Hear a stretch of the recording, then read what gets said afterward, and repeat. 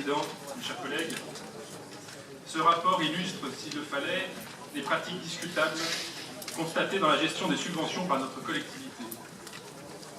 Il s'agit d'attribuer une subvention au GATT pour l'organisation des rencontres nationales du transport public qui ont eu lieu à l'automne dernier, entre le 30 septembre et le 2 octobre. Outre le fait que l'événement en question soit passé à ce jour, il est quand même assez incroyable que l'organisateur vienne réclamer 50 000 € à la métropole après avoir obtenu 50 000 € du Citral.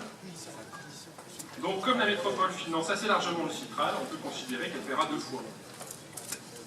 Il n'est pas sérieux de traiter des montants aussi importants sans que nous puissions mesurer en amont l'intérêt pour le territoire de telles manifestations.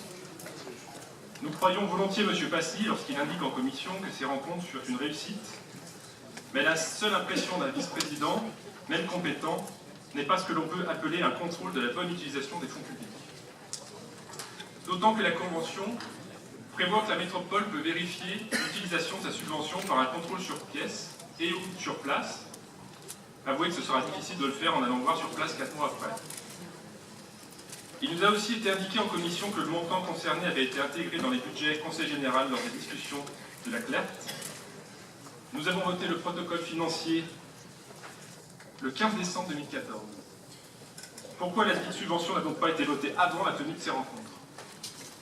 Nous ne sommes visiblement pas les seuls à être agacés par ces façons de faire, puisque la région, version Jean-Jacques Kéran, a voté le 16 octobre 2015 une participation à hauteur de 10 000 € et non de 50 000 comme initialement demandé.